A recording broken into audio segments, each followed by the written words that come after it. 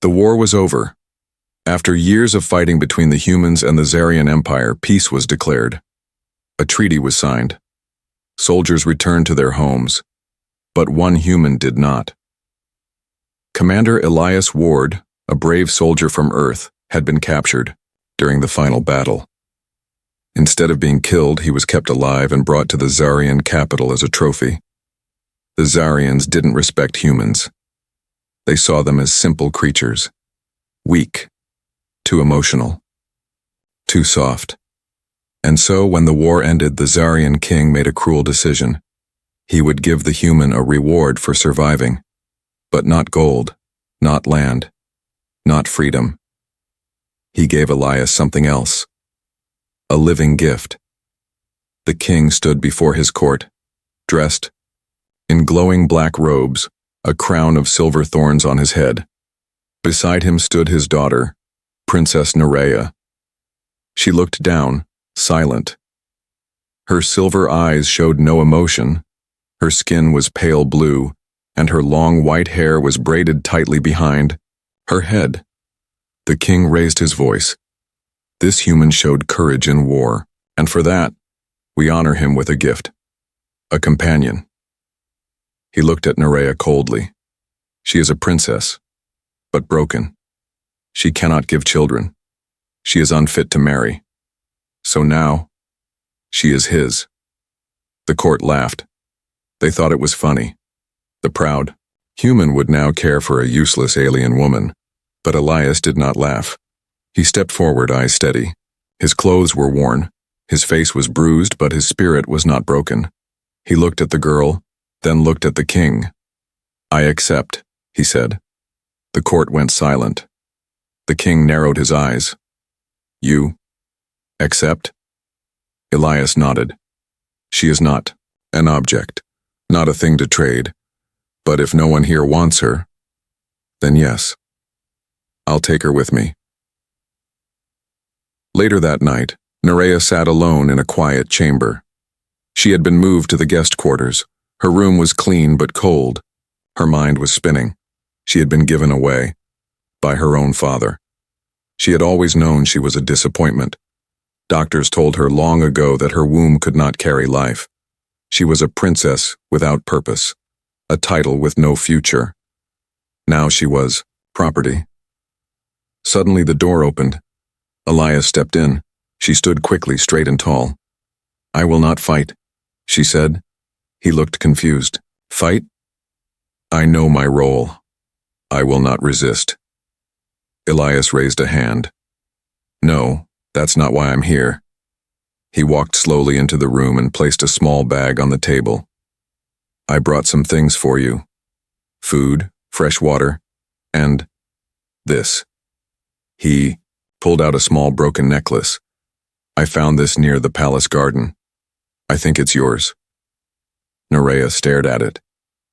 It was. It had belonged to her mother, lost many years ago. She didn't know what to say. Elias placed it gently in her hand. Then, he turned to leave, but before stepping out, he said one thing. I don't want a servant, or a slave. Just a chance to know the real you. Then he was gone. That night, Nerea sat on her bed holding the necklace. Her hands were shaking. She didn't cry. She couldn't. But something inside her shifted. No one had ever given her something, with kindness, not even her father. In the royal hall, the king drank heavily. His advisors celebrated. That human won't last long, one of them said. She'll break him. The king smirked. No, she won't break him. He'll break her. She's weak, like her mother was. He raised a cup. To useless bloodlines. They laughed. They didn't know. That far away in the guest chamber, something had just begun. Not a game, not a joke, but a bond. A spark between two broken people who were about to build something the galaxy had never seen. The palace staff expected drama. They expected shouting, rejection, conflict, maybe even tears. But in the days that followed, there was only silence, and something else no one could explain. Peace. Nerea woke early every morning. She didn't know why. She had nowhere to go. No royal duties, no meetings, no guards. Just a room, a window, and a quiet human who somehow refused to treat her like a prize. Elias Ward. The first man who hadn't looked at her like she was a failure. The first who hadn't asked her what was wrong with her. On the third day, he knocked gently on her door and waited. Nerea opened it slowly, expecting orders. Instead, he stood holding a tray. "Breakfast," he said. "I wasn't sure what you liked, so I brought choices." She blinked. "You cooked for me?" He shrugged. "It's food. We both eat." She looked at the tray, alien fruit, warm bread, and something strange that smelled like spice. "I can serve myself," she said. "I know," he replied. "But maybe today, you don't have to." They sat near the garden that morning. No guards, no nobles. Just two people sharing food in silence. Nerea watched him carefully. He didn't stare at her legs. He didn't ask about her infertility. He didn't ask her to be anything, and still she found herself speaking. "I used to come to this garden when I was a child," she said softly. Before the palace turned cold, Elias looked up from his tea. "What changed?" "My mother died," she said, "and I stopped being a daughter. I became a problem." Elias didn't ask more. He just nodded. "Then maybe it's time to stop being what they made you and start being what you choose." That night, Nerea sat at her desk staring at a blank data pad. She picked it up, then set it down, then picked it up again. Finally, she began to write. "Today, the human brought me tea. He listens more than he speaks. Strange, but not unpleasant. I didn't think humans could be quiet like that, or kind." She saved the file, then hid the pad under her pillow. Days turned into a week. They started taking short walks, talking about books, arguing over Earth music versus Zarian sound crystals. She laughed once. It surprised even her. Elias looked at her and smiled. "There it is." "There what is?" she asked, blinking. "Your real voice," he said. "It doesn't sound like royalty. It sounds like you." Nerea turned away, flustered. No one had ever said that before. In the high tower, the king watched them from a distance. Spies had reported back. They eat together, walk together. He speaks to her with gentleness. The king scowled. A mistake. She'll remember what she is soon enough. He didn't know that Nerea had already started forgetting what he told her she was. One afternoon, Nerea sat in the courtyard alone. The breeze played with her hair. Elias walked over and placed something small on the bench beside her. It was a silver pendant, old, scratched, but carefully cleaned. "I found it at the market," he said. "It reminded me of you." She picked it up slowly. It was shaped like a single blooming flower, a symbol of new beginnings. "Why do you care?" she asked. Elias looked at her, calm and clear. "Because I see a person, not a punishment." She didn't respond right away, but when he turned to leave, she stood and whispered, "Thank you." He stopped, not because she said it, but because this time her voice wasn't cold. It was warm, hopeful, alive. That night, Nerea sat on her bed, holding the pendant. She thought of all the things she had been told. You are broken. You are worthless. You can never carry the royal line. You are nothing but a name. But now, a human soldier had looked at her and said, "You are a person." And slowly, her heart began to believe it. The palace still whispered, every hallway, every servant's glance, every noble's silence. They waited for the human to fail. They waited for Princess Nerea to fall apart again. But something else was happening. She was coming back to life. Elias found her one morning in the training hall. She wasn't waiting. She wasn't sitting. She was holding a wooden sword, breathing hard, sweat on her brow. He paused in the doorway, watching quietly. Nerea noticed him and smirked. "Don't say anything," she said, panting. I'm terrible at it. Elias walked closer. Then I guess we'll both be terrible together. He picked up a practice blade. She raised an eyebrow. You know how to fight? I taught half my squad, he said with a grin. Prove it. They trained for an hour. Slow movements, blocked strikes. Every swing of the sword loosened something in Nerea's chest. Not just anger, but shame, fear, doubt. She moved. She missed. She laughed, and for the first time she didn't feel broken. Later they sat together near the edge of the garden. She took off her boots and dipped her feet in the small fountain. Elias sat beside her, quiet as always. After a long silence, she said, I've never been allowed to feel strong. He looked at her gently. Why? Because they thought I had no future, no power, no worth.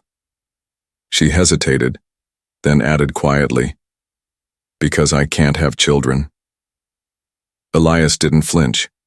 He didn't look away. He didn't change. He simply asked, Is that all you think you are? Her throat tightened. It's all they ever told me I was. He leaned forward. Well, they were wrong. That night, Nerea couldn't sleep. She sat on her bed, her hands clutching the pendant he gave her. She opened her datapad and began to write again. He didn't turn away when I told him the truth. He didn't look at me like I was less. He just listened. I don't understand it, but I want to. The next day, the palace buzzed with tension. The king had noticed something. The princess was smiling more, spending time in the garden, training, reading, laughing. This wasn't part of his plan. Keep watching them, he growled to his advisor. This bond, it cannot last. But the advisor hesitated. What is it? The king asked. The advisor swallowed hard. Some of the staff have started calling her something else now. What name? The advisor spoke slowly. Alive. Days passed, then weeks. And the space between Nerea and Elias shrank. They shared old memories. Nerea told him stories about her childhood, how she used to run through the palace tunnels, how she cried the night her mother died, how everything changed when the healers said she was barren. Elias told her about Earth, about the blue skies, the rain, his mother's old music player, his brother who never came home from the war. I've lost people too, he said. Nerea looked at him, eyes soft. I don't want to lose you. One night the stars were bright above the garden. They walked side by side, close but not touching, until she slipped slightly on the stone path. Elias caught her gently, his hands strong around her arms. She didn't move. She looked up, and for the first time, her voice cracked as she asked, Would you ever want someone like me, truly? Elias stared at her for a long moment, then said softly, I already do. No court declaration. No royal feast. Just a quiet moment under starlight, where two broken souls saw each other fully for the first time, and chose. Not because they were forced, not because they were told, but because they wanted to. It started with a tremble, just a slight shake in Princess Nerea's fingers as she reached for her cup. She didn't mention it to Elias, not the next morning, not the one after, but each day it grew worse. Shaking hands, heavy legs, light in, her eyes turning dim, then came the dizziness, and then she collapsed. It happened in the garden where they always sat. Elias caught her before she hit the stone path. Her body was limp, cold, her breath too fast. Nerea? He whispered. She didn't answer. Guards, he shouted. Two Zarian soldiers came running. Get a med unit. Now. The palace medics rushed her to the healing chamber. Machines beeped. Blue lights scanned her body. Elias paced the hallway like a storm trapped in a cage. His fists were tight. His jaw clenched. He had fought wars. He had seen death. But this was different. This was her, and he couldn't fight it. An hour later, the chief medic stepped into the hall. Elias rushed forward. Is she okay? The medic blinked, still, staring at the report in his hands. She's stable, she just fainted, but what? The medic looked at him slowly. You should come see this. Inside the chamber, Nerea lay still under soft lights. Her skin was pale, but her eyes were open now. Barely. She turned her head as Elias entered. I'm sorry, she whispered. He kneeled beside her. No, you rest. I'm here. The medic approached the screen and pressed a button. A glowing image appeared, a soft pulse, a small light. Then a second beat. Heartbeat. Tiny. Real alive. Elias stared. What is that? He asked. The medic turned. It's a child. Silence. The kind that feels like thunder. Elias looked at Nerea. She shook her head, stunned. That's not possible. The medic stepped closer. We scanned her 3 times. There is life inside her. The readings match both human and Zarian genes. Elias whispered. She said she couldn't. She couldn't, the medic replied. That's what we've always believed, that her body couldn't carry life, that she was infertile. He turned the screen toward them. But the child is growing. Strong, Nerea's voice cracked. A child? Elias took her hand gently. Our child. Later, Nerea sat in silence, while the medics ran more tests. Elias stood nearby, heart still pounding. When they were alone, she looked up at him. I don't understand. My father had me tested by 10 royal doctors. They all said I was broken, useless, barren. Elias crouched beside her. Maybe they were wrong. She looked away. Or maybe it was never my body that was broken. Maybe it was the way they saw me. Word spread through the palace like fire. The infertile princess is pregnant with a human's child. The nobles gasped. Some denied it. Some called it blasphemy.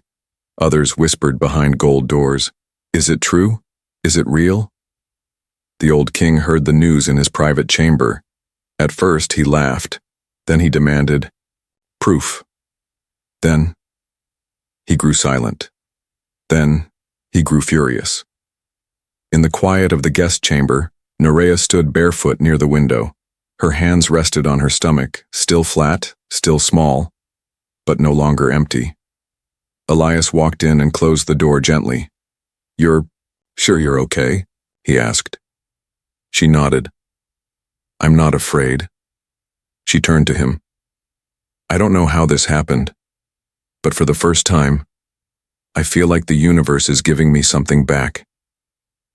Elias stepped closer. Not giving, he said. Just finally, recognizing what was already inside you. They sat together in the dark. No titles, no pressure, no fear, just a miracle and a promise.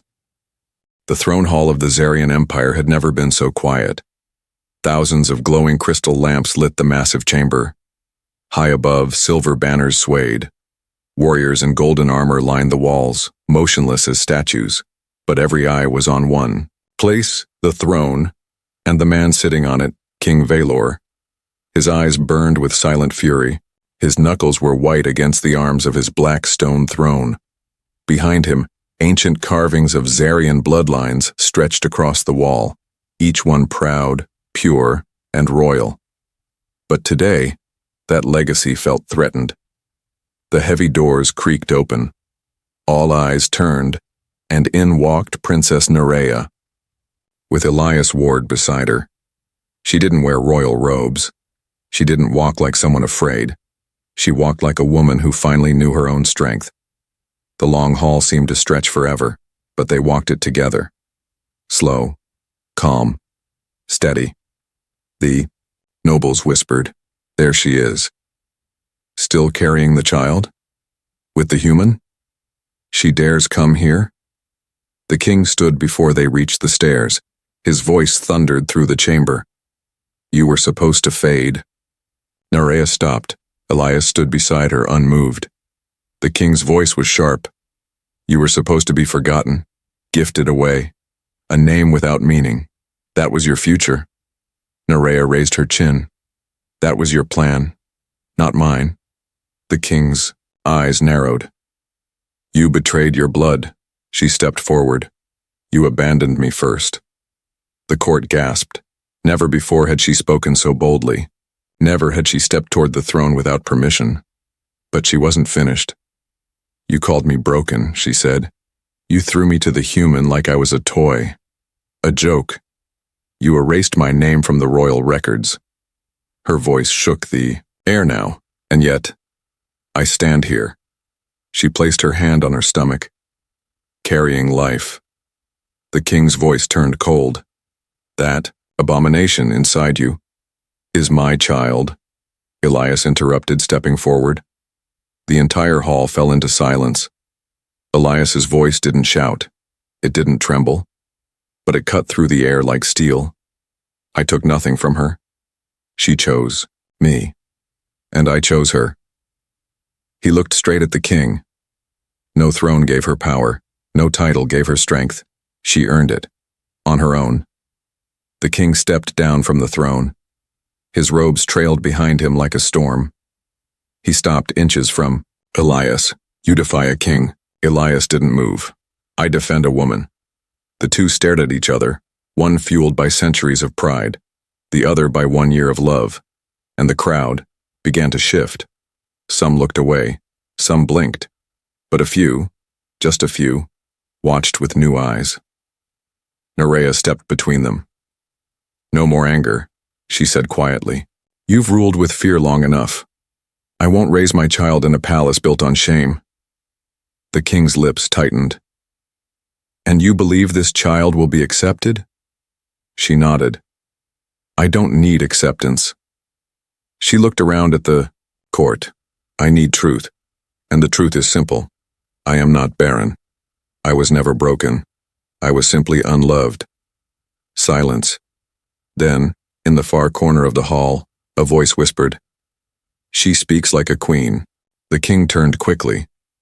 But it was too late.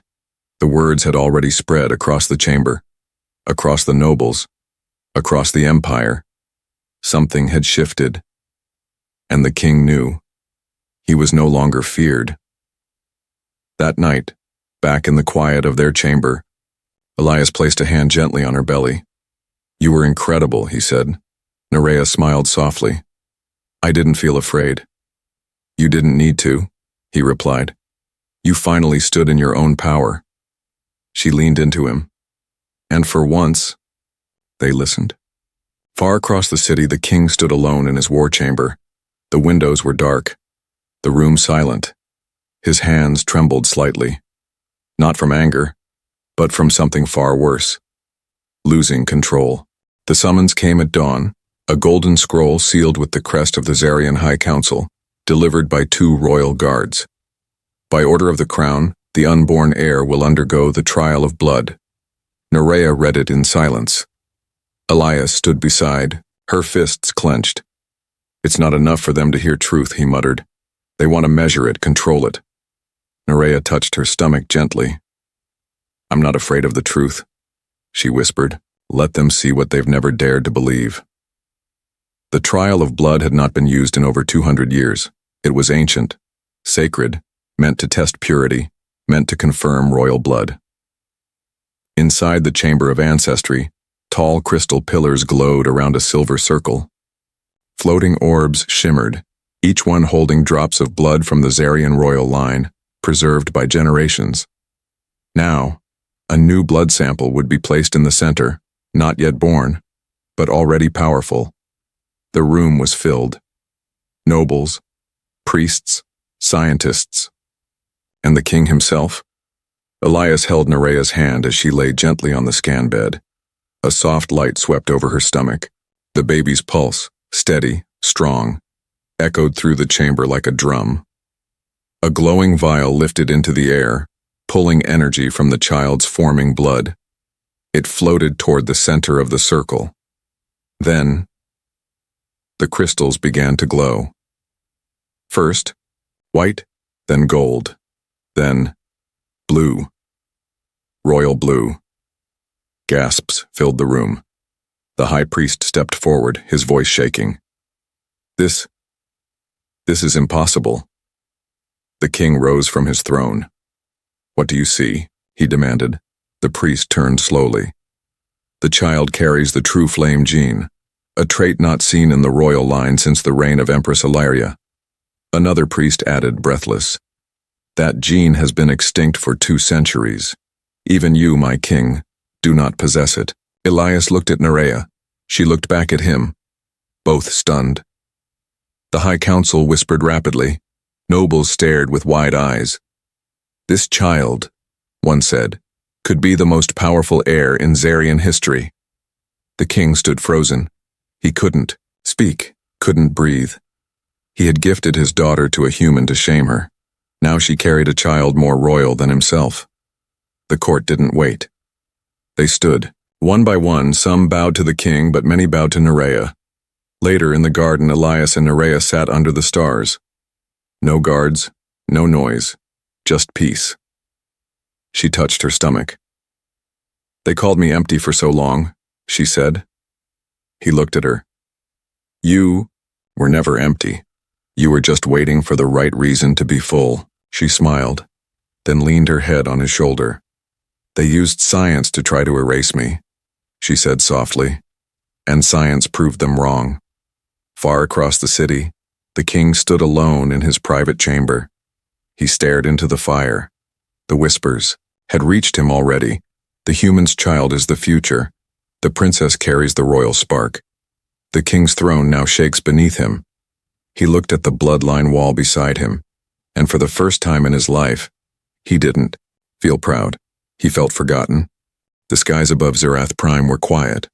No royal parade, no war drums, no crowds filling the square. But deep inside the palace, something greater was happening. Life. In a private chamber, lit only by soft golden lights, Princess Nerea lay surrounded by silent healers and sacred machines. Her face was pale, her breath sharp, but her eyes, they were full of fire. Elias held her hand tightly. He didn't speak. He didn't blink. He just stayed.